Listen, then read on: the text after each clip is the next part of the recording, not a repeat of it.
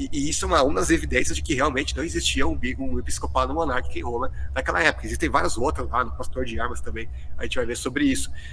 O próprio Clemente, na carta dele, nunca se chama de obispo de Roma. Isso daí é uma terminologia tardia. Inclusive, se você for ler as listas de sucessão que vão começar supostamente lá em Pedro, e vai para Lírio, Clemente, blá, blá, blá, aquela lista que todo mundo já conhece, Aliceto e tudo mais, você vai ver que na patrística eles vão citar sempre de uma forma diferente, uma forma contraditória uns aos outros. Não tem nenhum consenso, nenhuma unanimidade. Então, no fim das contas, eles são obrigados a pegar, hoje em dia, a lista de Irineu, mas que originalmente era uma entre muitas outras listas que tinha correntes na época. Observe uma coisa interessante. Ele está querendo simplesmente dizer que a sucessão apostólica não existe por causa de aparentes contradições relacionadas aos textos patrísticos. Vejam que a linha do Banzoli é sempre negar, negar, negar e nunca afirmar alguma coisa. Não é? A questão que se pergunta basicamente é o seguinte: existiu ou não existiu sucessão apostólica? E vocês observam que nas cartas de Santo Inácio está claramente que existe uma autoridade episcopal que é representante não somente da igreja, como também dos apóstolos. E ele cita Irineu de Lyon como se Irineu fosse um autor dispensável, né? Claro, indispensável, esse egocêntrico, delirante, né, que inventa coisas da cabeça, claro, e tenta anular documentos históricos quando não convém os preconceitos e as mentiras que ele acredita, evidentemente. Vamos lá. Já que ele pega essa questão da sucessão apostólica. A sucessão apostólica é uma constante na patrística. A questão da aparente contradição que ele alega, e eu não sei que documento ele está falando, diga-se de passagem, isso pode ser usado até mesmo contra a Sagrada Escritura, porque há pessoas que usam desse argumento para invalidar a ascendência de Jesus. Se vocês observarem em Mateus, como também em Lucas, vocês vão ver que existem diferenças sobre a ascendência de Nosso Senhor. Algumas diferenças, algumas imprecisões, etc.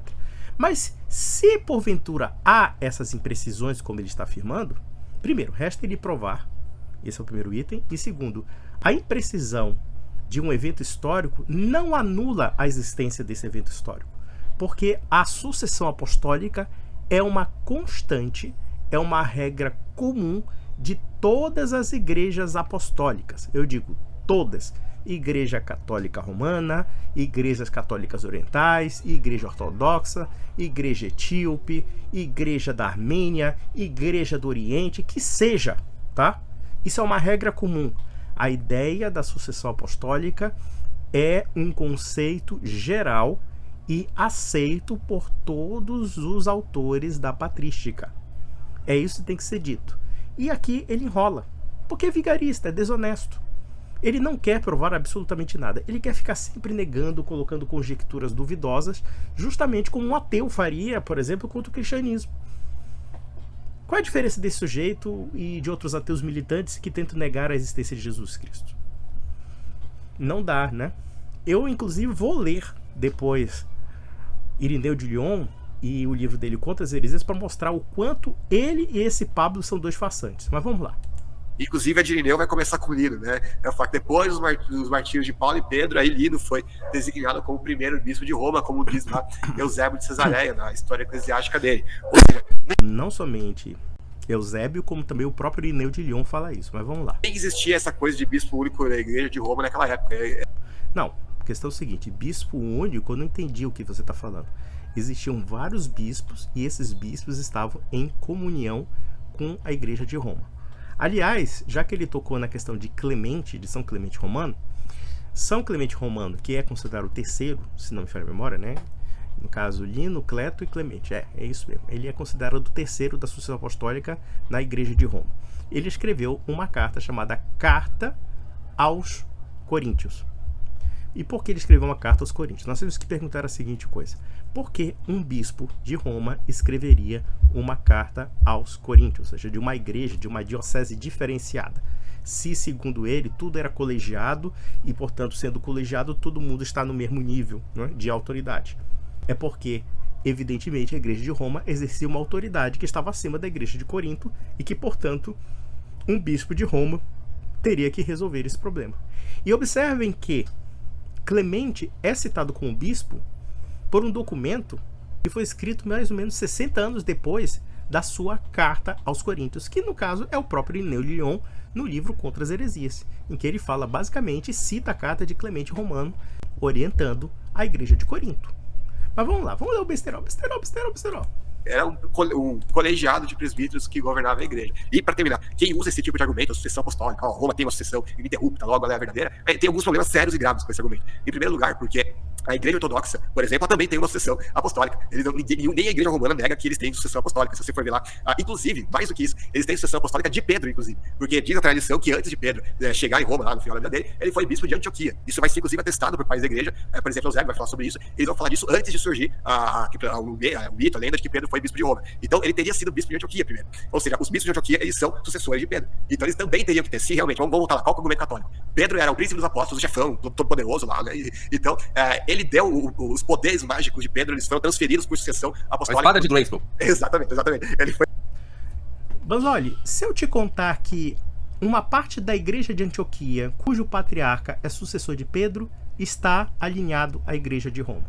A capacidade que você tem de falar besteira é tão grande que você não tem a menor dimensão, a menor ideia da situação das igrejas católicas orientais.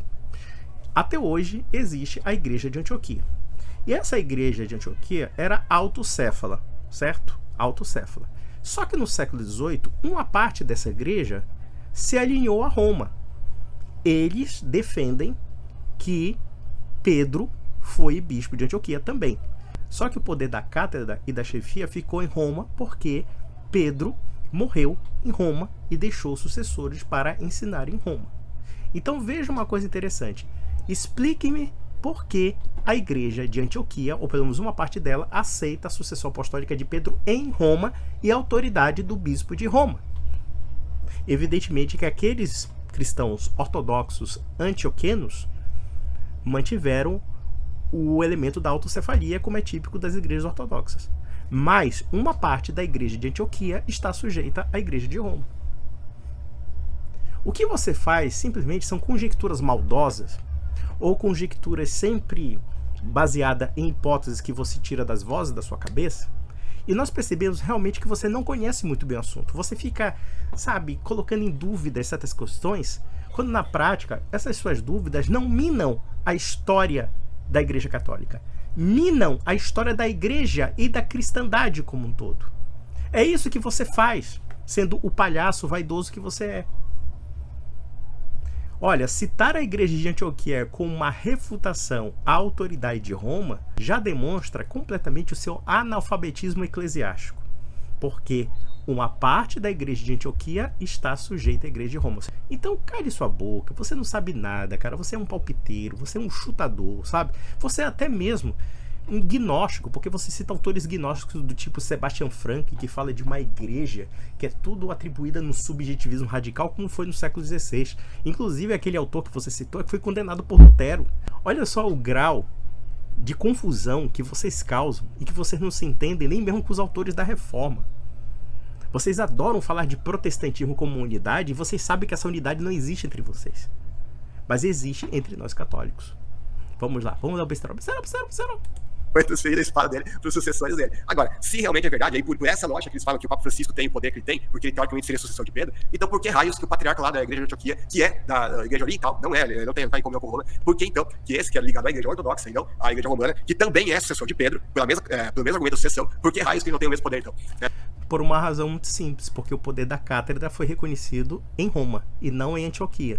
E mais além, observemos, por exemplo, que Santo Inácio de Antioquia era bispo de Antioquia, era também sucessor de Pedro. E no entanto, e nós estamos falando do século I, viu? Do século I. E no entanto, ele reconhece em Roma toda uma deferência, né, que não reconhece, por exemplo, em Antioquia. E isso porque devemos lembrar que uma parte da igreja de Antioquia está subordinada ao Papa, está subordinada à igreja de Roma. Então, meu filho, para de falar besteira, você passa vergonha. Você só se passa por inteligente, por um bando de evangélico ignorante. E Deus que me perdoe falar isso, porque eu conheço evangélicos muito decentes e muito inteligentes. Evidentemente que eu não estou falando dessas pessoas do meio evangélico que são inteligentes, mas eu estou falando daquele pessoal mais tapado, que acredita em qualquer aventureiro que fale besteira. né, e que fique se enrolando todo, né? Então parem de enganar essas pessoas e parem de tratá-las como trouxas. Eu não digo que nem são os católicos, tá? Porque católico instruído sabe que você é um picareta. Porque católico instruído sabe que você é um embuste, que você é um vigarista. Mas você fica enganando o público evangélico.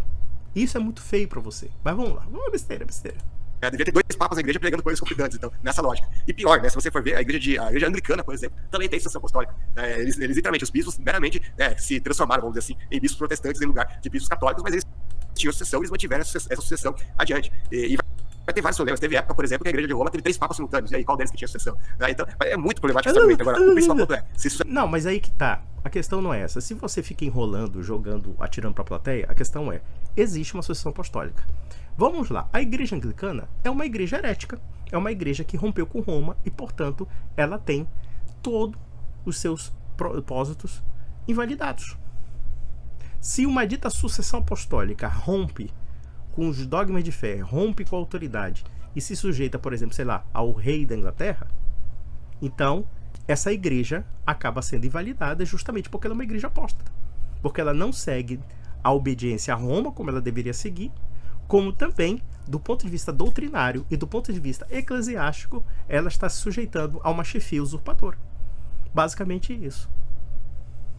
É claro que nós podemos dizer que o arcebispo da Cantuária tem um cargo eclesiástico que até então era um cargo católico e de repente ele virou igreja anglicana. Mas a igreja anglicana é uma igreja herética. E daí? Qual é o problema? Nós temos igrejas que são heréticas dentro da sucessão apostólica. A igreja da Armênia, se não me falha a memória, tinha até então um posicionamento monofisista, se não me falha a memória. A igreja do Oriente, por exemplo, que se não me falha a memória também rompeu com a unidade católica no concílio de Éfeso, era uma igreja nestoriana. Como o nestorianismo foi condenado, e então essa igreja do Oriente acabou tomando as dores do nestorianismo e acabou se afastando. E depois ela acabou voltando, se entendendo, como também, no caso, a igreja armênia também reconsiderou os seus preceitos e começou a querer se entender com a ortodoxia.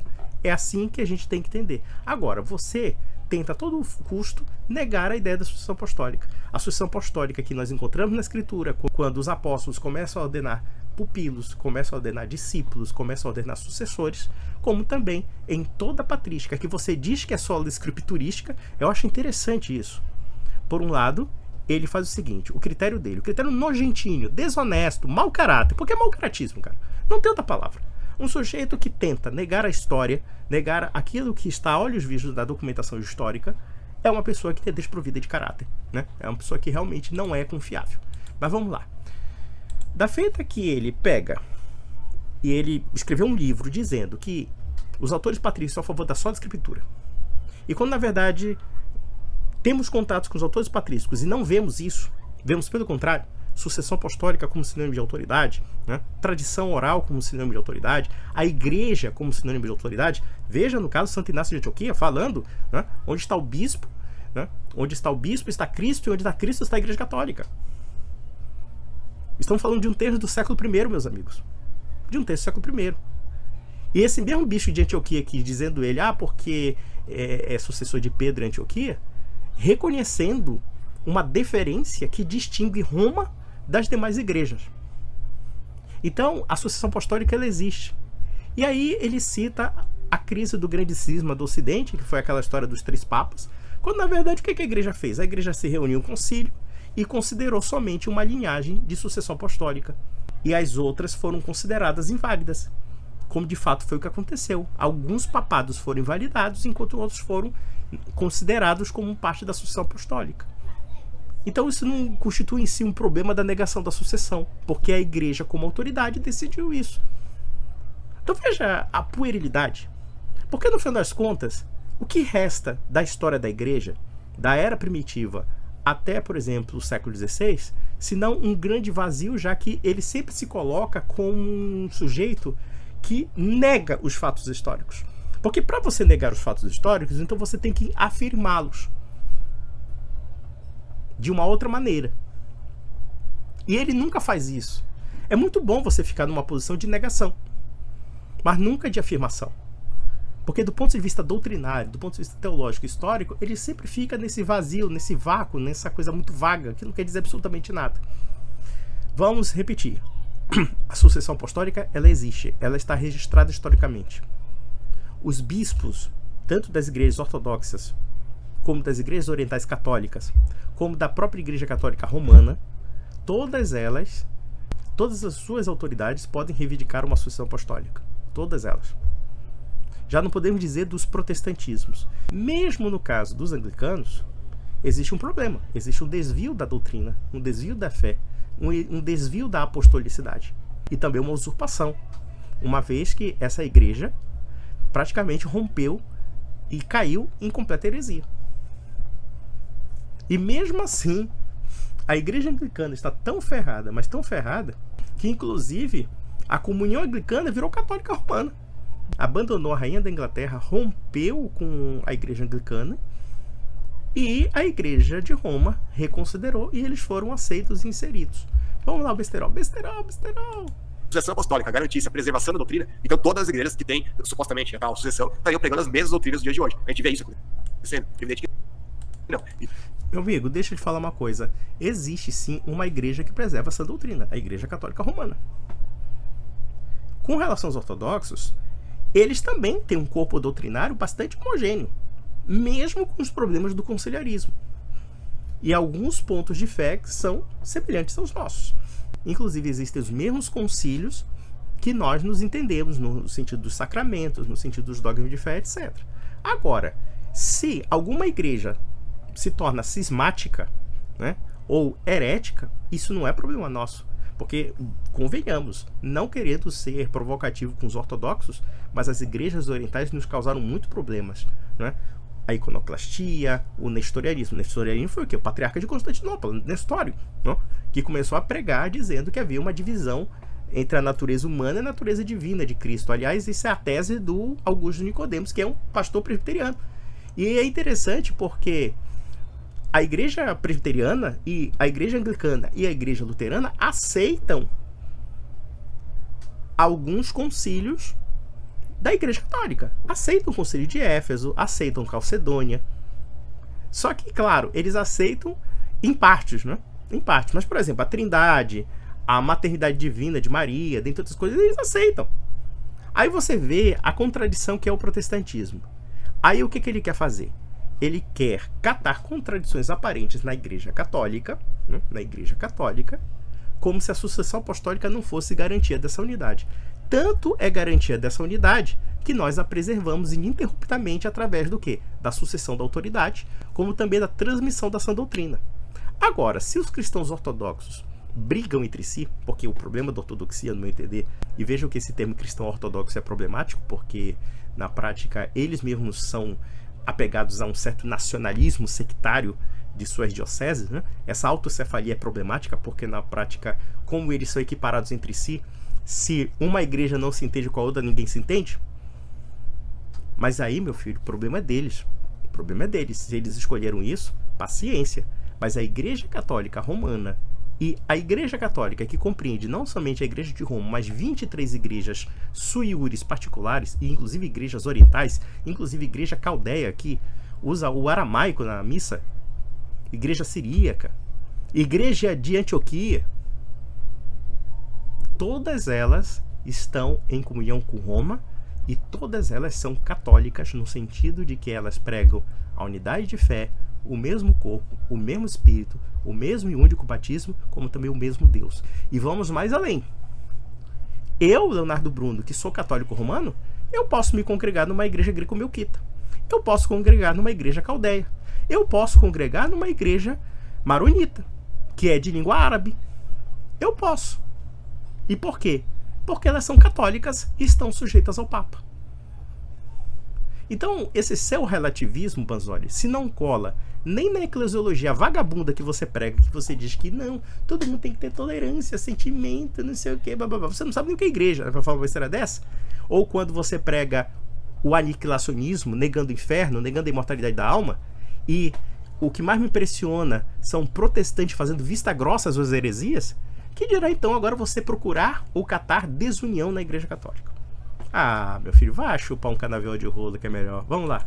Então, a igreja católica pega uma coisa, romana, né? A igreja ortodoxa pega outra, a igreja anglicana pega outra, assim por diante, a copta pega outra. Então, obviamente, isso não garante nada. Paulo mesmo vai dizer lá, acho que é Atos 16, depois eu vejo lá se está exato, que ele vai dizer que os próprios bispos que ele próprio tinha ordenado iriam se desviar, se corromper por causa de lobos devoradores, que não poupariam o rebanho. Ou seja, o fato de bispos terem se desviado da fé, ou bispos terem errado, não tem nada a ver com a negação da sucessão apostólica. Porque quem instaurou a sucessão apostólica foram os apóstolos. Veja que ele pega um versículo da Bíblia para anular algo que os apóstolos fizeram, historicamente falando. E por quê? Porque o seu Banzoli, que é um mentiroso patológico, o Banzoli realmente, infelizmente, o Banzoli ele mente de uma forma tão desconexa, né, porque ele joga uma metralhadora giratória de informações desconexas, aí o pessoal acha que ele é inteligente, mas não é. Que no final ele está negando um fato evidente na Sagrada Escritura, como também um fato evidente na patrística, que agora ele quer ter autoridade para falar, porque ele está dizendo que nós estamos sequestrando a patrística, né? Mas vamos lá. não existe essa lógica de que se os próprios bispos que ele próprio tinha ordenado podiam se desviar, que dirá então daqueles que esses bispos iriam ordenar futuramente, né? Então é uma lógica que não tem nada a ver uma coisa com a outra. Uma coisa é afirmar que os bispos podem se desviar, como de fato muitos se desviaram. Outra coisa é também que a igreja, apesar desses desvios, ia preservar a unidade. Quem prometeu essa unidade foi o próprio Cristo. O Cristo disse que as portas do inferno jamais prevaleceriam sobre a igreja. O Nosso Senhor também dizia que assistiria a sua igreja até o final dos tempos. Eu vos assistirei até o final dos tempos. Assistirei quem? A igreja. Veja que ele, e um ateu falando, é a mesma coisa. Ele, um apóstata falando, é a mesma coisa. Porque no final das contas, o que ele faz? Ele faz um desconstrucionismo teológico da igreja, que no final da história, ele está atacando a história do cristianismo, e não da igreja propriamente dita. Né? Mas ele está dizendo o seguinte, olha, Paulo deve ser um idiota, porque da mesma forma que ele previu que alguns bispos haveriam de se desviar, claro, e houve vários, Ário, né, Nestório, né, e muitos outros se desviaram, sim. E o que a igreja fez? A igreja se reuniu em concílio e, baseado na sua tradição, baseado no seu conhecimento, baseado na orientação do Nosso Senhor e do Espírito Santo, eles corrigiram os erros dos bispos. Por exemplo, Ário negou a Trindade. Nestório separou a natureza humana da natureza divina de Cristo. E muitos outros hereges. Né? A heresia, por exemplo, de Pelágio, negar a graça. Né? Dizer que o homem tinha total liberdade para sua própria salvação. Quem foi que resolveu esses problemas? Foi a igreja. Da mesma forma, nós tínhamos o problema do cano bíblico. O cano bíblico não havia algo oficializado. E, portanto, havia um problema, porque algumas pessoas não tinham uma real dimensão daquilo que seria inspirado e daquilo que não seria inspirado, como também havia a circulação de certos textos que eram considerados de autoria, mas que eram apócrifos mesmos, né? Que eram falsos. Os textos dos gnósticos e de outras seitas heréticas que estavam já se infiltrando no cristianismo. E quem foi que afirmou a canonicidade do cano bíblico? Foram os bispos, porque eles tinham uma tradição oral, e essa tradição oral é que resguardou a Sagrada Escritura. Agora, se você diz que os bispos não são confiáveis, então por que eu confiaria na Sagrada Escritura? Se foram os bispos que afirmaram a validade canônica das Sagradas Escrituras. Vejam que aqui é um círculo vicioso sem fim, porque eles adoram falar da sua Escritura como se a Escritura fosse prontinha e acabada no século I. Nós tínhamos, evidentemente, uma relação de textos, mas havia o problema da manutenção desses textos, havia o problema da manutenção do ensino desses textos e também do testemunho desses textos. E como esse testemunho foi transmitido? Através da sucessão apostólica, a sucessão dos bispos. Banzoli, você é um cara tão burro, mas tão burro, que você não percebe que a sua argumentação contra a sucessão apostólica depõe contra a Escritura. E depõe contra a Escritura por uma razão muito simples, porque a Escritura foi formada a partir da sucessão apostólica. Como é que um bispo do século III e IV poderia confirmar algo do século I? Ele só teria que confirmar por alguma coisa, por um ensino que foi transmitido a partir dos bispos. Se não houvesse esse ensino ininterrupto a partir dos bispos, e detalhe, uma chefia universal que pudesse afirmar isso, nós não teríamos realmente nenhuma noção real do que seria a Sagrada Escritura, ou como você chamar a Bíblia. É muito simples. O que você está fazendo é puro negacionismo porque você é um birrentinho e você realmente se promoveu perante as igrejas evangélicas, as seitas evangélicas, falando mal do catolicismo. Porque é a única coisa que você pode propor. Realmente você não pode propor nem mesmo uma teologia. Porque a sua teologia contraria a maior parte dos segmentos protestantes. Já começa por aí. Vamos lá. Não existe a preservação da doutrina, a verdadeira sucessão apostólica, vamos dizer assim, a gente vê a preservação da doutrina apostólica, que está registrada nas Escrituras. Não, meu filho, se as próprias Escrituras eram objeto de dúvida dentro de sua construção canônica, que dirá então da doutrina? Por exemplo, Ário, quando afirmou a negação da Trindade, ele usava as Escrituras. Os gnósticos, quando queriam defender seus pontos de vista, eles afirmavam as Escrituras. O que você está falando é besteira sobre besteira que não tem base na patrística. Tá, me diga uma coisa. Qual fundamento a Escritura nos propõe de doutrina propriamente dita, quando, na verdade, você pode criar inúmeras doutrinas contraditórias a partir da Escritura?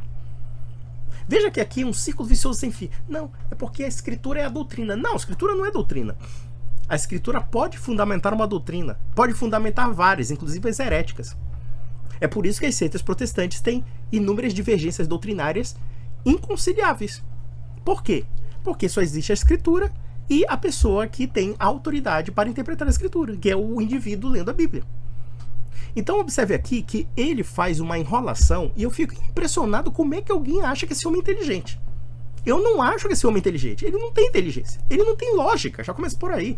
Inteligência. Vamos analisar uma coisa. Existe a inteligência que é a capacidade de cognição e existe a inteligência no sentido de saber concatenar as informações que pega. Ele não sabe fazer isso. Ele fica num círculo vicioso sem fim. É um enrolador, um embusteiro. Mas vamos lá. E esse Rafael Pablo, então, é mais besta ainda. Mas vamos lá. Isso só a Escritura. A gente pode entrar nesse tema mais adiante. Não, mas aí que tá. Onde é que tá só a Escritura na época patrística? Não existe esse conceito na época patrística, tá? E aqui você vê uma coisa interessante. Ele tenta anular uma declaração comum da patrística.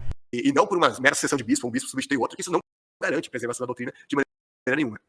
É tão interessante esse argumento que você colocou, porque uma das coisas que eu sempre notei, né, é justamente isso. Olha, Paulo abriu a igreja de Gálatas, né, fundou a igreja de Gálatas, e pouquíssimo tempo depois ele estava mandando carta lá para consertar a doutrina, entendeu?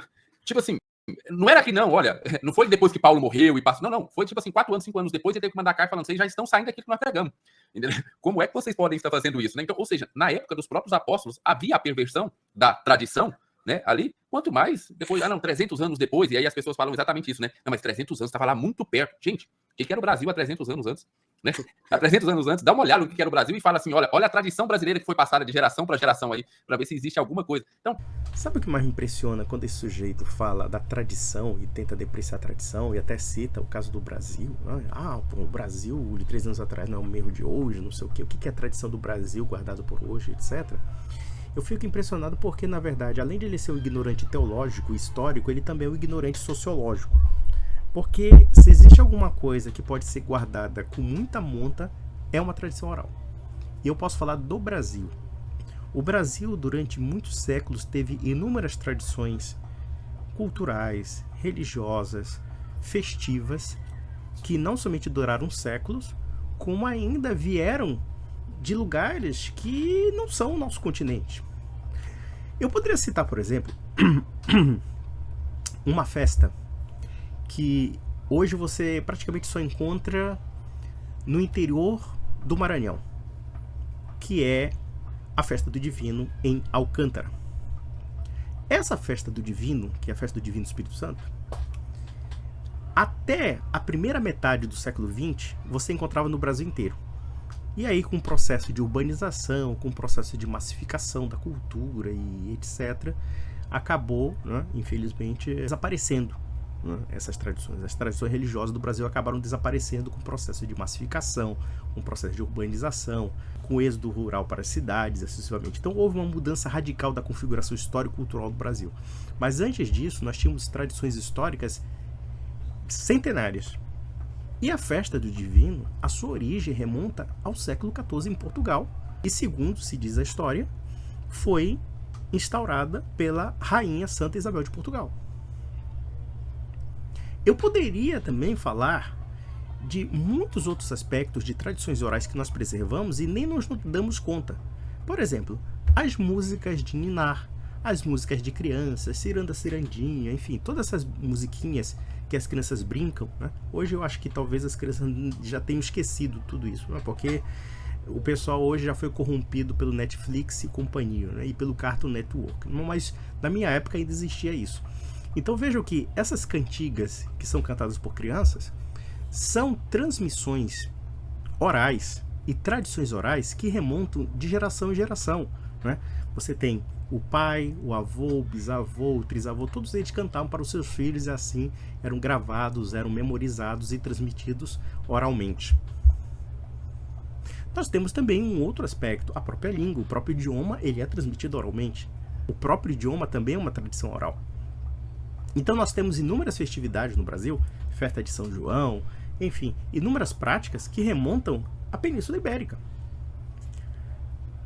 Eu poderia dar um exemplo, inclusive, que aconteceu no Brasil, de uma senhora negra do interior da Bahia que cantava algumas cantigas para seus filhos e netos. E alguns historiadores descobriram que essas cantigas remontam a histórias da Reconquista Ibérica. Olha só, quer dizer, nós temos pessoas que guardam conhecimentos de 500 ou 600 anos de história. E eu vou mais além. Eu poderia chegar na própria Península Ibérica e falar dos judeus sefarditas que foram expulsos pelos reis católicos, no caso na Espanha, ou então pelos reis de Portugal. Foram embora, né? Fugiram, foram embora. E, em geral, esses judeus sefarditas, de fala portuguesa e de fala principalmente espanhola, foram para o norte da África, árabe, né, muçulmano, ou então foram para a Turquia. E se alguém chegasse nessas comunidades judias no século XIX e do século XX, ficariam surpresas em perceber que eles até hoje falariam um espanhol medieval, como também cantavam cantigas e canções da época da Península Ibérica medieval. Isso é a tradição oral. A tradição oral, longe do que esses abestalhados falam, é algo tão vivo, tão forte, tão vigoroso, que reflete um espírito de comunidade. Se a comunidade, que é um elemento alargado, tem isso, que dirá então uma comunidade chamada igreja? E nós temos que entender que a igreja tem aspectos universais, não é? Já que eles falaram de tradição oral, eu gostaria de ler, por exemplo, Irineu de Lyon falando sobre a sucessão apostólica, a tradição oral e sobre a importância da autoridade dos bispos na igreja. Vamos lá. Aqui está no livro Contra as Heresias, e nós temos que entender que esse livro foi escrito no século II, por volta de 160. Então, basicamente, se nós analisarmos bem, é provável que Irineu de Lyon conhecesse pessoas que conheciam os apóstolos, né? Vamos lá. Tradição apostólica. Origem apostólica da tradição. Não foi, portanto, por ninguém mais que tivemos conhecimento da economia da salvação, mas somente por aqueles pelos quais nos chegou o Evangelho, que eles primeiro pregaram e depois, pela vontade de Deus, transmitiram das Escrituras para que fosse para nós fundamento e coluna de nossa fé. Nem é lícito afirmar que eles pregaram sem antes possuir a gnose perfeita, ou seja, o conhecimento perfeito, como ousam dizer alguns que se gloriam de corrigir os apóstolos, porque, depois da ressurreição de Nosso Senhor dos mortos, os apóstolos foram revertidos da força do alto pela vinda do Espírito Santo, foram repletos de todos os dons e possuíram conhecimento perfeito. Foi então que foram até as extremidades da terra anunciando a boa nova dos bens que Deus nos concede e a paz celeste para os homens. Eles possuíam todos e cada um o Evangelho de Deus. Assim, Mateus publicou entre os judeus, na língua deles, o escrito dos evangelhos, quando Pedro e Paulo evangelizavam em Roma, e aí fundavam a igreja. Olha só que coisa interessante, quer dizer, Pedro e Paulo estavam em Roma, e segundo Banzoli, isso é uma lenda. Quer dizer, uma lenda, tá? Para você ver o grau de caráter dele, de tentativa de negar a história da igreja. Vamos lá. Depois da morte deles, também Marcos, o discípulo e intérprete de Pedro, nos transmitiu por escrito o que Pedro anunciava. Por sua parte, Lucas, o companheiro de Paulo, punha no livro o evangelho pregado por ele. E depois João, o discípulo do Senhor, aquele que recostara a cabeça ao peito dele, também publicou seu evangelho quando morava em Éfeso, na Ásia. Eles todos nos transmitiram que há um só Deus, Criador do céu e da terra, anunciado pela lei e pelos profetas, e um só Cristo, Filho de Deus. E se alguém não acredita neles, despreza ao mesmo tempo o próprio Senhor, como também despreza o Pai. E ele mesmo condena-se ao resistir e opor-se à própria salvação. E é isto que fazem todos os hereges. Quando são vencidos pelos argumentos tirados das Escrituras, retorcem a acusação contra as próprias Escrituras, dizendo que é texto corrompido, que não tem autoridade, que se serve de expressões equívocas e que não podem encontrar a verdade nele os que desconhecem a tradição. Olha só que coisa interessante, ele coloca dois aspectos, né? O primeiro é que quando os hereges são refutados pelas Escrituras, eles retorcem as Escrituras. Onde é que nós vemos isso, senão entre os protestantes? Quando nós colocamos, por exemplo, alguns versículos da Bíblia que mostram que o Banzoli falando merda sobre a mortalidade da alma está errado, o que ele faz? Ele retorce o versículo bíblico e diz que aquele versículo bíblico não é aquele versículo bíblico, né? Ou então eles fazem aquele joguinho de pegar um outro versículo da Bíblia para anular um versículo da Bíblia, quer dizer, relativizando o texto bíblico. Olha só que interessante. Se serve de expressões equívocas e que não podem encontrar a verdade nele os que desconhecem a tradição. Ou seja, não basta somente você ler a Bíblia, você tem que ler a Bíblia segundo a tradição dos apóstolos, né? Com efeito, dizem eles, a verdade não foi transmitida por escrito, mas por viva voz, o que levou Paulo a dizer: é a sabedoria que pregamos entre os perfeitos, não, porém, uma sabedoria desse século. E cada um deles diz que essa sabedoria é que ele descobriu, ou melhor, inventou. E assim se torna normal que a verdade se encontre ora em Valentim, ora em Marcião, ora em Cerinto e depois em Basílides ou em algum outro contendente, sem nunca ter podido afirmar nada acerca da salvação. Cada um deles está tão pervertido que, falsificando a regra de verdade, não cora de vergonha ao pregar a si mesmo. Isso aqui é a descrição do Banzoli, a descrição do Rafael Pablo, de todos os hereges possíveis, né? E quando, por nossa vez, os levamos à tradição que vem dos apóstolos e que é conservada nas várias igrejas pela sucessão dos presbíteros, então se opõem à tradição, dizendo que, sendo eles mais sábios do que os presbíteros, não somente, mas até dos apóstolos, foram os únicos capazes de encontrar a pura verdade. Ora, não é o que acontece muitas vezes com o Banzoli, com o Pablo, com todos esses apologetas protestantes? Eles querem ser mais sábios que os bispos, querem ser mais sábios do que a patrística, querem ser mais sábios do que todo mundo, né? Uma verdadeira palhaçada, diga-se passagem, né? Com efeito, os apóstolos teriam introduzido, junto com as palavras do Salvador, as prescrições da lei, e não somente os apóstolos, mas até o próprio Senhor, teriam pronunciado palavras provindas ora do demiurgo, ora do intermediário, ora da potência suprema. Isso aqui é a ironia contra o gnosticismo, né? Quanto a eles, conheceriam o mistério escondido, sem a mínima dúvida, sem contaminação e confusão. Ora, esta é a maneira mais desenvergonhada de blasfemar contra o seu Criador. Acontece com isso que já não concordam nem com as Escrituras, nem com a tradição. Nossa batalha, caríssimos, é contra estes, que escorregadios como serpentes, tentam se esgueirar de todos os lados. Por isso, de todos os lados lhe devemos resistir, na esperança de poder trazer de volta a verdade, alguns deles refutados e confundidos.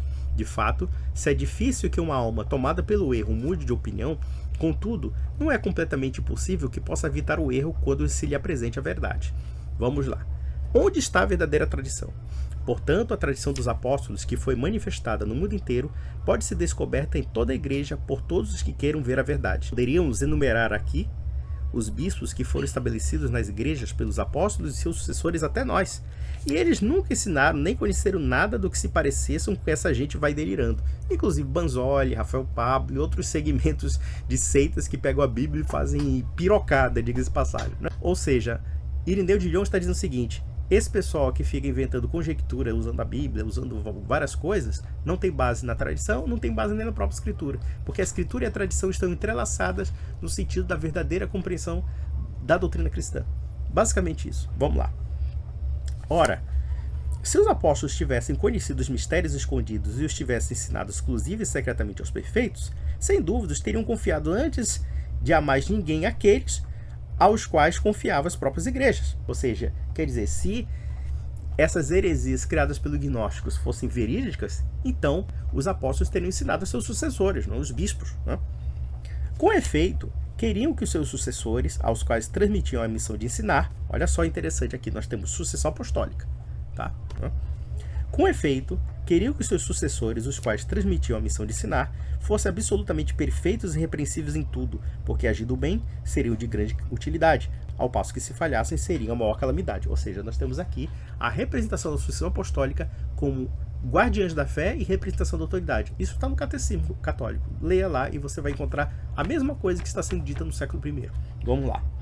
Mas visto que seria coisa bastante longa elencar numa obra como esta as sucessões de todas as igrejas, limitar-nos-emos a maior e mais antiga e conhecida por todos, a igreja fundada e constituída em Roma pelos dois gloriosíssimos apóstolos, Pedro e Paulo, indicando a sua tradição recebida dos apóstolos e a fé anunciada aos homens, que chegou até nós pela sucessão dos bispos, refutaremos todos que de alguma forma, quer por enfatuação ou em vanglória, quer por cegueira ou por doutrina errada, se reúnem prescindindo de qualquer legitimidade. Com efeito, deve necessariamente estar de acordo com ela, ou seja, com a Igreja de Roma, por causa de sua origem mais excelente, toda a Igreja, isto é, os fiéis de todos os lugares, porque nela sempre foi conservada de maneira especial a tradição que deriva dos apóstolos. Os bem-aventurados apóstolos que fundaram e edificaram a Igreja transmitiram o governo episcopal a Lino, o Lino que Paulo lembra na carta a Timóteo. Veja que ele está falando de um governo episcopal, tá? E aqui, quando ele fala os apóstolos deram um governo episcopal, ele está falando de uma chefia universal aqui. Ele não está falando de uma chefia da Igreja de Roma apenas, né? Lino teve como sucessor Anacleto. Depois dele, em terceiro lugar, depois dos apóstolos, coube o episcopado a Clemente. Clemente Romano, que ele diz que era apenas um pobre presbítero, um secretariado, coisa parecida. Não, aqui está dito bispo de Roma, né? E chefe universal, tá? Que vira os próprios apóstolos. Olha só, ele está dizendo que o próprio Clemente Romano conheceu os apóstolos, né? E estivera em relação com eles, que ainda guardava viva em seus ouvidos a pregação deles e diante dos olhos a tradição. E não era o único, porque nos seus dias viviam ainda muitos que foram instruídos pelos apóstolos. No pontificado de Clemente surgiram divergências graves entre os irmãos de Corinto. Então a Igreja de Roma enviou aos coríntios uma carta importantíssima para reuni-los na paz, reavivar-lhe a fé e reconfirmar a tradição que há pouco tempo tinham recebido dos apóstolos, isto é, a fé no único Deus Todo-Poderoso, que fez o céu e a terra, plasmou o homem e provocou dilúvio, chamou Abraão, fez sair o povo do Egito, conversou com Moisés, deu economia da lei, enviou os profetas, preparou fogo para o diabo e os seus anjos. Quer dizer, essa coisa do fogo aí vai assustar o Banzoli, porque além de não acreditar na imortalidade da alma, nem inferno ele acredita, mas tudo bem. Todos os que quiserem podem aprender desta carta que este Deus é anunciado pelas igrejas como o Pai de nosso Senhor Jesus Cristo e conhecer a tradição apostólica da igreja, porque mais antiga do que os que agora pregam erradamente outro Deus superior ao demiurgo e criador de tudo que existe. Aí ele fala aqui da sucessão apostólica de Clemente, de Evaristo, né, Alexandre e assim sucessivamente. Então observem que a tradição ela é anunciada aqui como uma defesa da ortodoxia. E não somente da ortodoxia, mas também como defesa da sã doutrina. E não somente a tradição, mas a tradição guardada pelos apóstolos e pelos bispos, pelos episcopos, né? E ele fala de uma sucessão episcopal em que todos têm que se sujeitar. E ele fala, os apóstolos escolheram Lino, né? Depois Cleto, exclusivamente, ou seja, a Igreja de Roma. E aí eles ficam nessa brincadeira, dizendo, a Igreja de Roma não é católica. Aí o pessoal diz que a Igreja Católica é só romana. Primeiro que nenhum católico diz isso. Nenhum católico inteligente diz isso. O que o católico diz é que a Igreja de Roma é católica e ela é chefa das demais igrejas apostólicas. E isso é um fato que o seu Banzoli vai ter que nos engolir, né? Vai ter que nos engolir porque é verídico. E nós percebemos mais ainda que eles não sabem o que é uma tradição, porque eles partem de uma pressuposição de que uma instituição não pode guardar uma tradição oral e essa tradição pode se corromper. E eu pergunto para vocês uma coisa, vocês acham que um texto bíblico também não pode se corromper? Pense no fato de que, do século I até o século XVI, foram necessários gerações de bispos para que guardassem textos.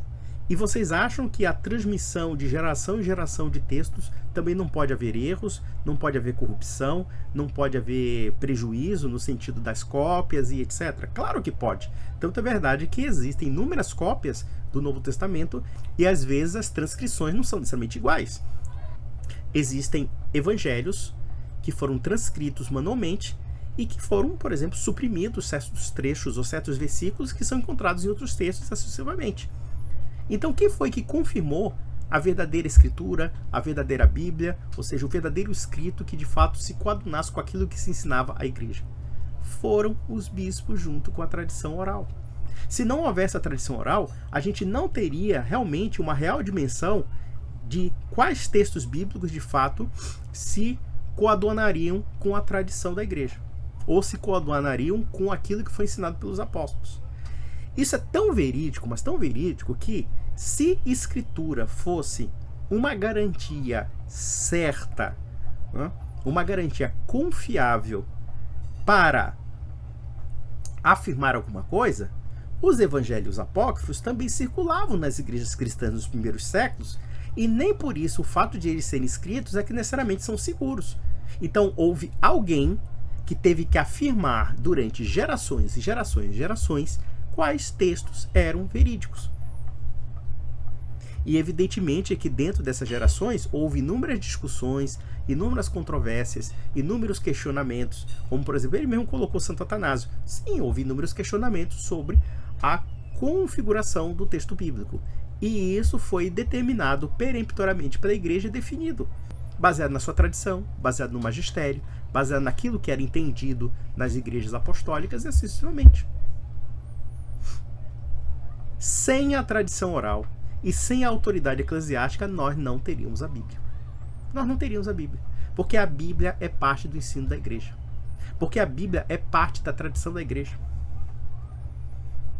E o fato de haver uma textualidade não significa absolutamente nada, porque textualidade pode ser corrompida, textualidade pode ser adulterada, textualidade pode ser falsificada excessivamente.